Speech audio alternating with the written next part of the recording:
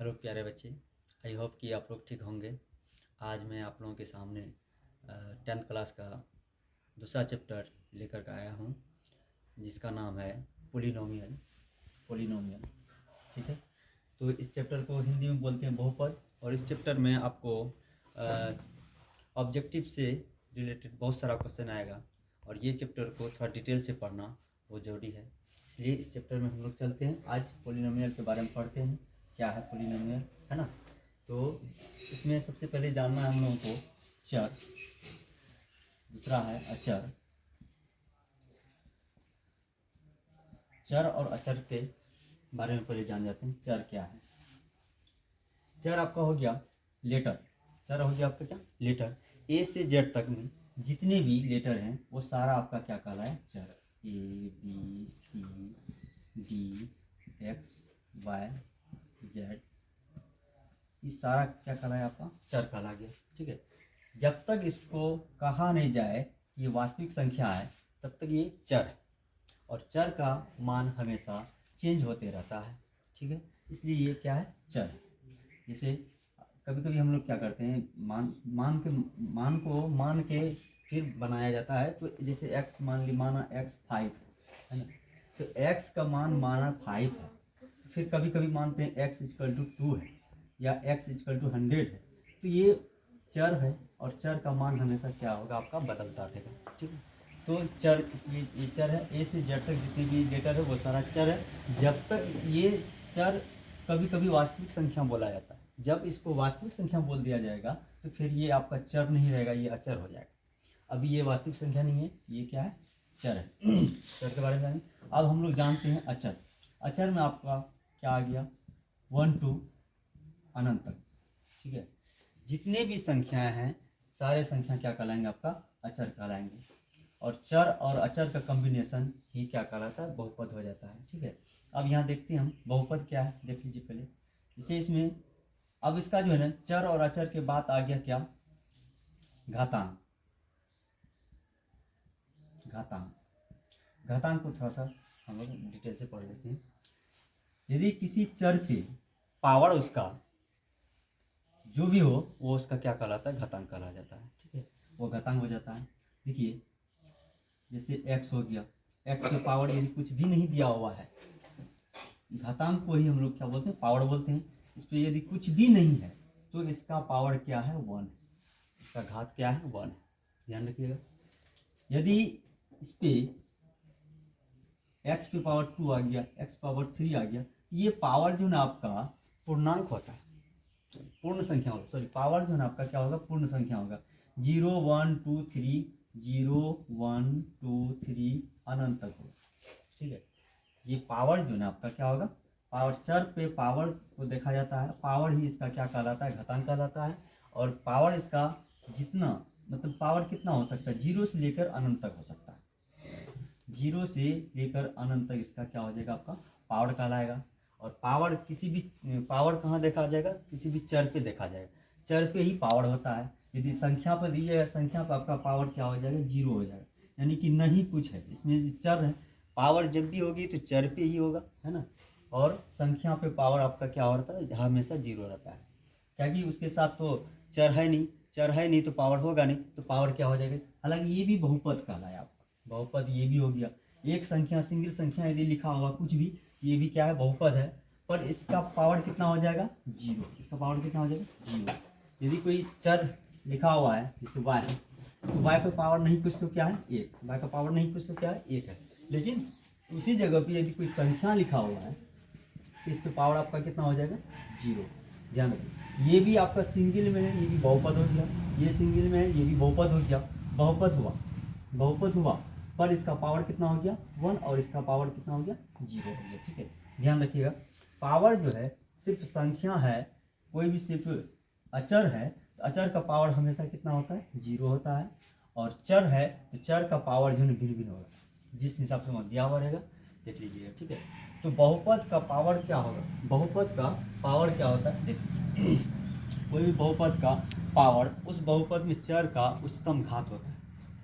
कोई भी बहुपद का पावर उसको देखना है कि इस बहुपद का कितना पावर है, तो वो उसका उसमें देखना चर कितने हैं और सारा चर का पावर देखना है। चर का जो उच्चतम पावर होगा वही उस बहुपद का पावर होगी। इसे 2x दे दीजिए स्क्वायर 5y² बाय क्यूब। अब देखिए ये भी ये क्या हो गया, बहुपद होगी, बहुपद है आपका, ठीक है। इसमें यहाँ भी चर है x, यहाँ भी चर है y। इस चर पे पावर कितना हो गया आपका 2 है, इस चर पे पावर कितना है 3 है। तो इस बहुपद में उच्चतम घात यानी उच्चतम पावर कितना है 3। इस बहुपद का पावर क्या हो गया आपका, घात क्या हो गया 3 हो गया।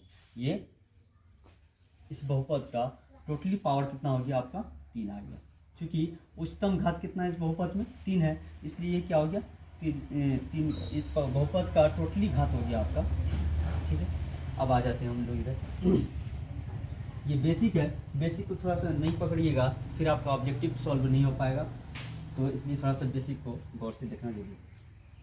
यदि बहुपद इसमें दिया हुआ है x + y, ठीक है, ऐसे यदि दे दिया गया है ना, कोई भी बहुपद है, ठीक, तो इस पे देखिए इसका पावर कितना है 1, इस पे भी पावर कितना है 1, नहीं कुछ तो चर कहीं भी है एक पावर उस पर छिपा हुआ रहेगा। हमेशा चर पे जो है पावर 1 क्या रहेगा, एनी टाइम छिपा हुआ रहेगा, ठीक है। 1 से ज़्यादा रहेगा उस पर लिखा हुआ चला जाएगा, ठीक है। तो यहाँ पे देखिए नहीं कुछ रहे या 1 दर्शाया रहे तो इस पे पावर कितना हो गया 1 हो गया, ठीक है। अब यहाँ पे देखिए यदि ऐसा चर आपका दिया हुआ है या बहुपद दिया हुआ है, ठीक है, इस बहुपद को हम लोग क्या बोल देंगे, एक रेखिक बहुपद, एक रेखिक बहुपद। इसको एक रेखिक बहुपद क्यों बोलेंगे, क्योंकि इस बहुपद का उच्चतम घात कितना है 1, इसलिए यहाँ पे देखिए यहाँ भी चर है x पे पावर नहीं कुछ तो 1, y है y पे पावर नहीं कुछ तो 1 है। तो इस बहुपद का उच्चतम घात उच्चतम पावर कितना हो गया 1 हो गया, इसलिए ऐसे बहुपद को हम लोग क्या बोलेंगे, एक रेखिक बहुपद बोलेंगे, ठीक है। या एक घातीय बहुपद भी इसको हम बोल सकते, एक घातीय बहुपद, इसको एक घातीय बहुपद भी बोलेंगे, है ना, या इसको एक रेखिक बहुपद बोलेंगे, ठीक।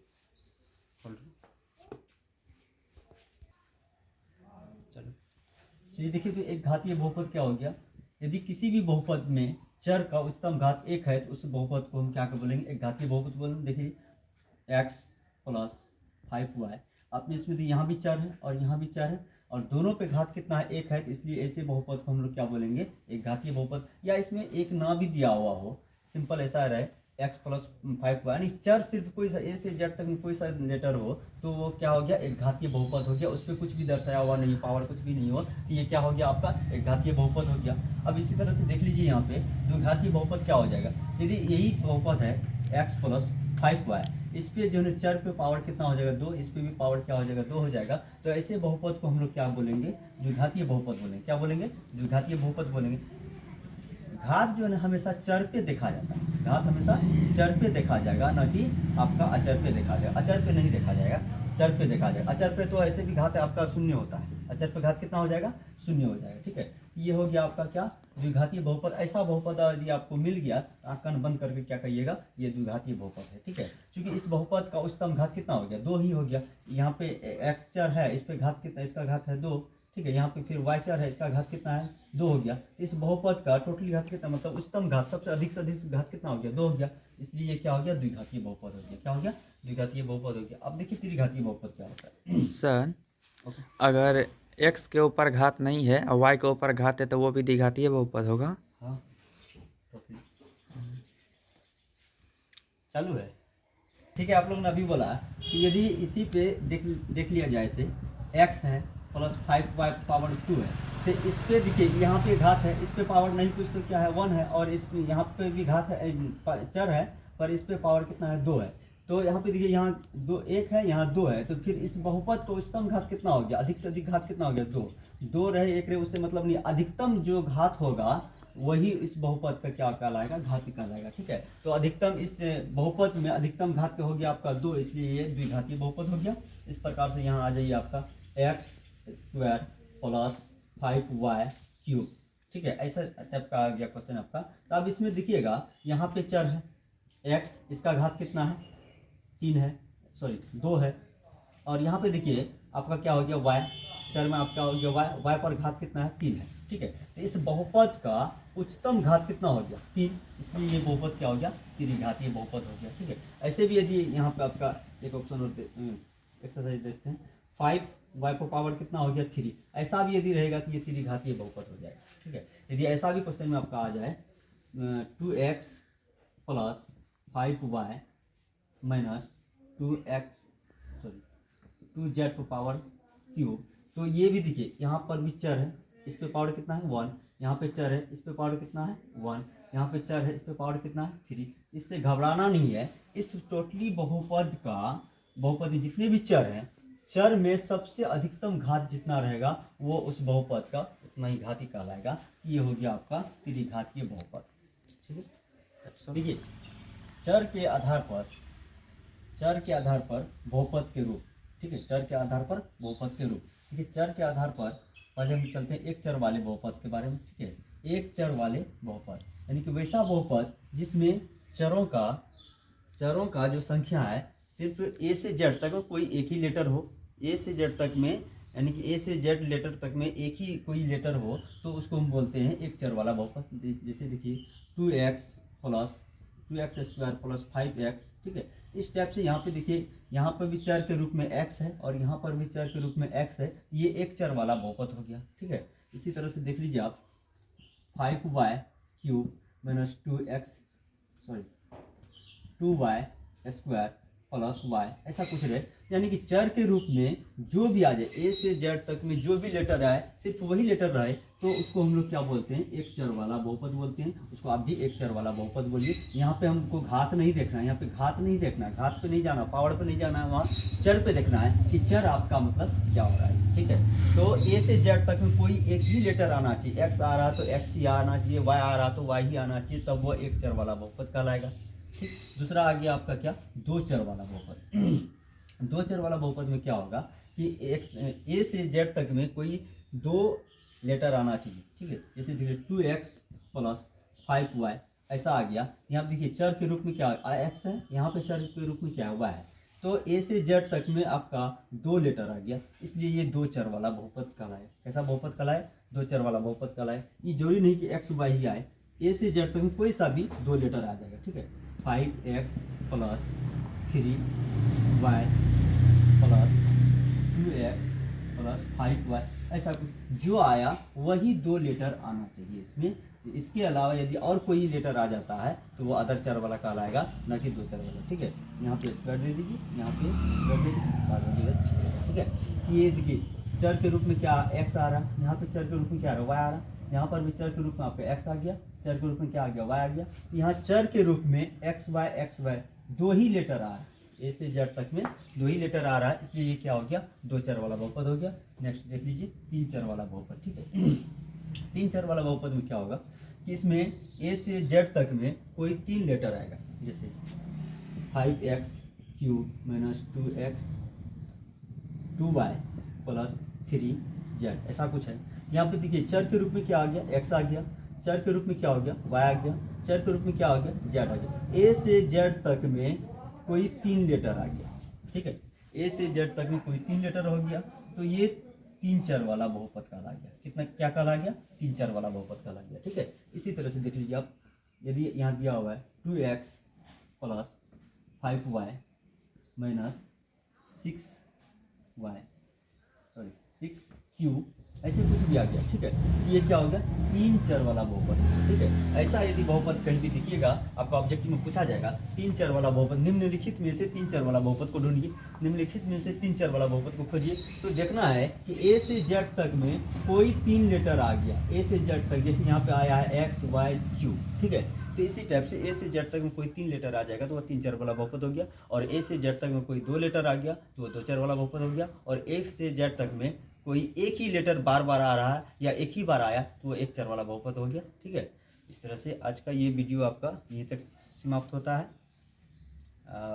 आप लोग इस चैप्टर को थोड़ा गौर से पढ़िएगा, और इसमें जो ना ऑब्जेक्टिव का ये खदान वाला चैप्टर है, इसको जितना बारीकी से पढ़िएगा उतना बेहतर रहेगा, और इस चैप्टर से ऑब्जेक्टिव पर ही निर्भर है, ठीक है। तो इसको अच्छी तरह से पढ़िएगा, और नेक्स्ट वीडियो के लिए तब तक बाय बाय।